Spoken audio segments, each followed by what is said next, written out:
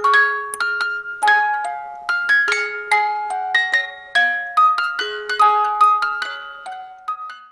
everyone, my name's Emma. Today we are talking about another Netflix series.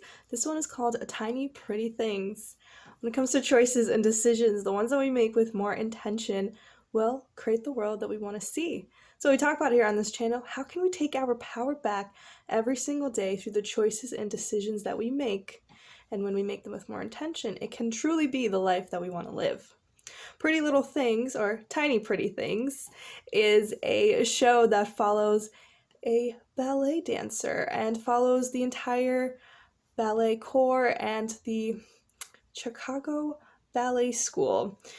I believe that the show created the name of this ballet school, but there is ballet schools all over the country and in some of the biggest cities across the world. Ballet has been and continues to be a big part of the arts and entertainment.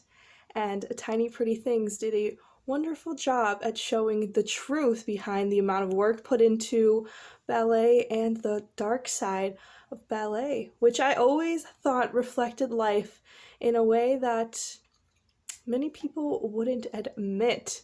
I did ballet myself for about 7-8 years and I loved it. It taught me discipline. It is something that I continue to do as often and as much as I can. I follow this wonderful dancer on YouTube. I will post her links down below and some of my favorite workouts, but she is fantastic.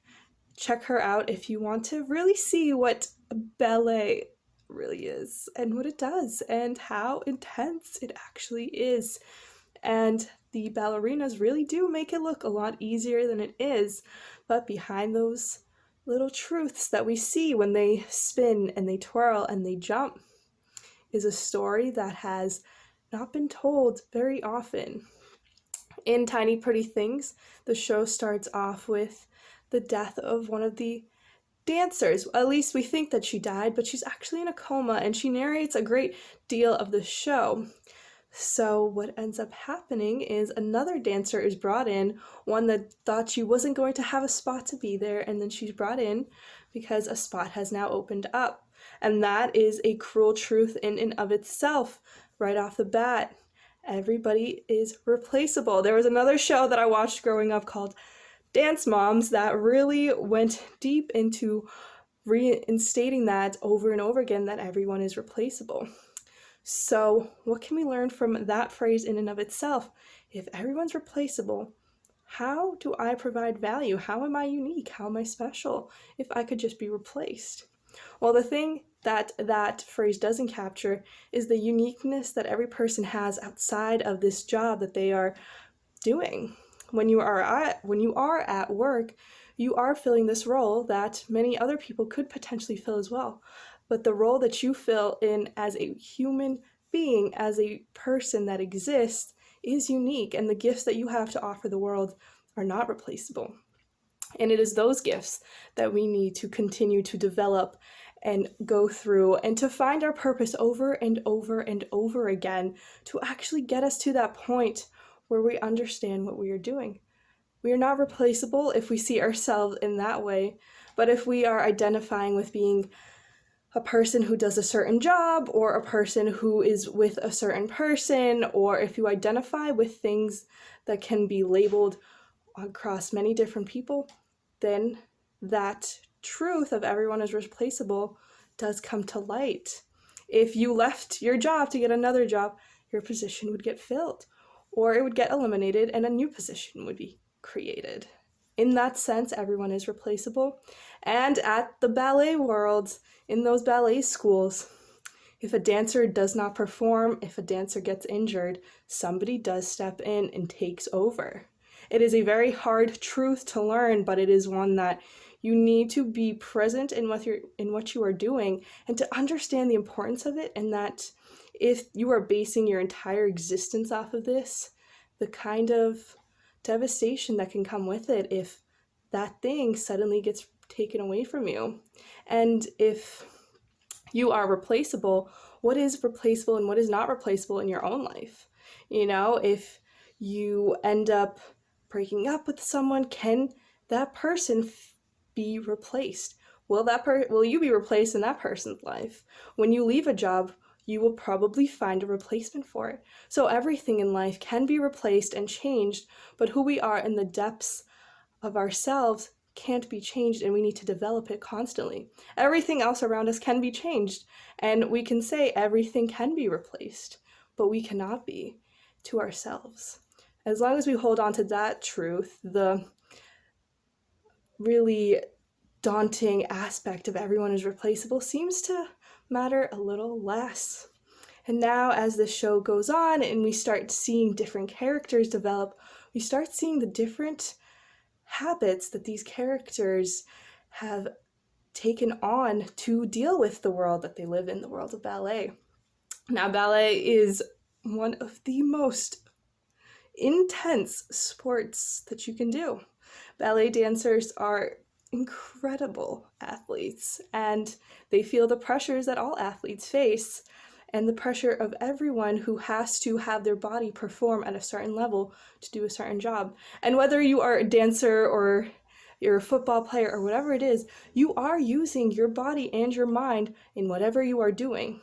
And if we are not treating it with respect, we will see the downfalls of that as well. One of the dancers had a really bad injury and she continued to dance, taking more and more drugs to soothe this pain, and she almost got an irreversible injury because she didn't give her body the time to heal. When your body is in pain, when you constantly are crying or upset, or you're in this moment of anxiety, if you're feeling trapped by what is going on in the world, it is your body screaming, trying to let you know that something needs to change. And the show depicted really honestly a lot of the things that different people face. I will be very brief about the different things that they face because I know how difficult it is, but another character faced body dysmorphia, which is another big thing that ballet dancers feel. They always feel like, oh, my body doesn't look good enough. I need to do these certain things that they probably shouldn't to get closer to that ideal. And the thing is, no two bodies will ever look alike, and no matter what we do and how bad we treat ourselves and try to control and try to manipulate, the instinctual need for our body to just function normally will always overcome this, and it creates very difficult problems. And there's a lot of jealousy, a lot of fighting, a lot of hate between people trying to sabotage one another. And that is one of the cruel truths of ballet, but just the world in general, that a lot of people have this malintention to try and knock somebody down in order for them to get a better position, in order for them to get the better role. So we can look at this and see it as like ballet dancers being crazy and all of this, but it's like, this is the truth for a lot of life. Whatever field you're in, there's probably a lot of competition, a lot of fighting between people trying to outmaneuver, trying to push people down so that others can get higher. And the thing is because we are trapped in this everyone is replaceable mindset.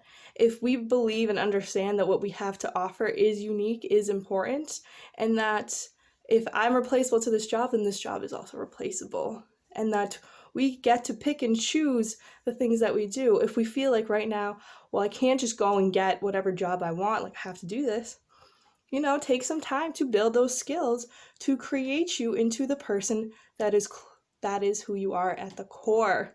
Take steps every single day to get you closer to who you actually already are. And for these ballet dancers, a lot of them say, I don't want to dance, I have to dance. This is just something that I am, it's part of me. That's true for all of us. We need to figure out who it is that we already are. We cannot become something that we aren't already. Now, if that seems out there, if that seems complicated, think about it. List whatever it is that you want to accomplish in life. What are your greatest goals? Do you want to be an engineer? Do you want to be a YouTuber? Do you want to be an actor? Sit there and write down all of those different things that you want to do, and then underneath them, write out exactly the ways that you move through life that reflect that right now, right here, right now. If you want to be an engineer, Are you already interested in math? Are you already interested in learning about different projects? Does problem solving interest you? What skills, what abilities have you already created that make you the things that you want to become? And then you'll realize, well, it's not like I have to wait 5 years for me to become this. I already am this. And then with that understanding, anytime a fear comes up, it's like, oh my God, like I can't do this. You can go back and reread this list and say, hey, I have these qualities already, and I'm just continuing to build on top of that to create this reality even more in my life. We can't really just jump to a brand new conclusion if that isn't already something that's just a part of our life in general. If we're somebody who really, really, really wants to become an actor, there's probably different ways in our life that we have portrayed that. We really like embodying different roles. We always are making jokes. We're always taking on these personas. We're talking to people. We're really outgoing. We're really just fun-loving. We're very charismatic. That's probably already existing if this idea of being an actor is something that you really want. Because if you really want to be an actor, you probably don't want to really, really be like a pilot. It seems completely irrelevant to this idea of being an actor. And if somebody was randomly like, well, you should be a doctor, you'd be like, what? I don't have those skills.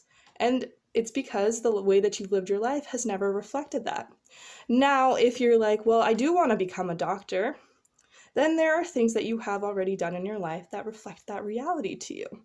And as out there as you think that is, like, if you think being a doctor, you need to be really, really good at school, well, there's other parts of it. You need to be really quick on your feet. You need to be able to deal with high stress situations. These are things that they can't necessarily teach you in school. So we really need to sit down and get comfortable with the different things that we do every day and start to understand who we really are based off of things that we've done, the things that we like to do, and that we aren't necessarily defined by what our job is, by the people that we know, by our families, by where we came from, by the schools we went to. Those things don't identify us. They don't define us. They identify us to other people. They rationalize us to others much more easily, but that truth is much more difficult to portray if we are constantly saying, I am this and I can't be anything else, if we don't get in touch with the thing that we actually are. So that was a big one as well.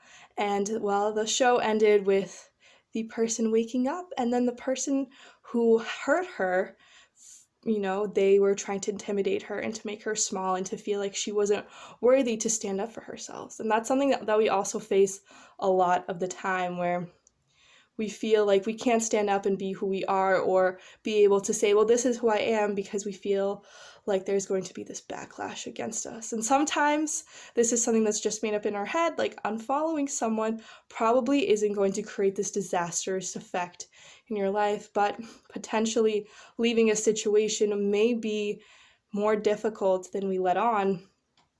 And the thing is, there's always people out there who can help you. And we need to start with creating that core of sense of self and really getting in tune with who we are in order to be able to figure out what situations and what moments don't identify with us, and how we can overcome that barrier that we have been constantly told, like, well, you're not smart enough, you're not this enough, you're not this enough. We can start to break it down, because now we have this list of things and we can go back and reread it and be like, you know what, I already am this because I do these things. Now I can continue to add to it, or you can pick up somebody else's beliefs in you and take those as your truth. The choice is yours. It always has been. What are you going to choose? What are you going to decide? I hope you got something out of this video today, and I will see you soon. But until then, I hope you have an amazing day.